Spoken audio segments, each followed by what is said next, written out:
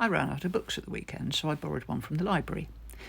It's a book called To Sir with Love, and it's written by a gentleman called E.R. Braithwaite.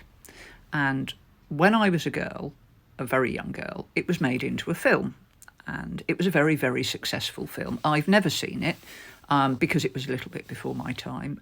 But I thought, I'll read that. So I borrowed the book and I read it. It was a very good book. I enjoyed it, but it ended on a bit of a cliffhanger. And I knew it was an autobiographical account, and it was the autobiographical account of Mr. Braithwaite, who became a teacher in the East End, I think in the late 40s, early 50s. Anyway.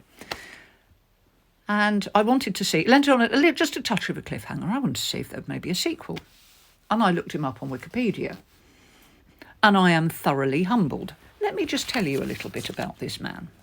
He was a pilot in the war.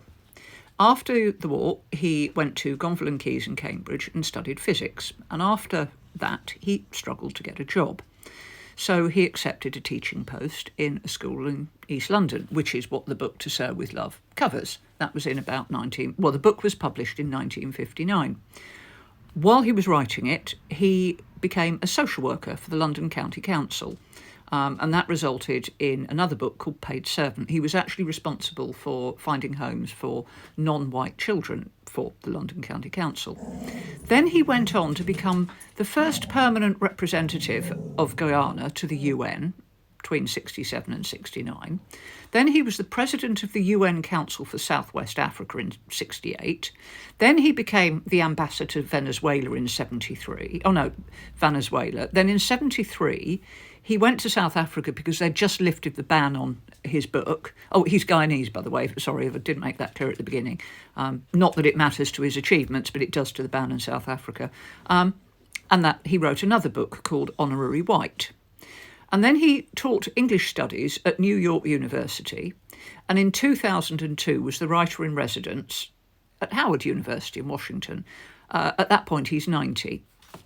He finally died in 2016, aged 104. This man achieved more in his lifetime.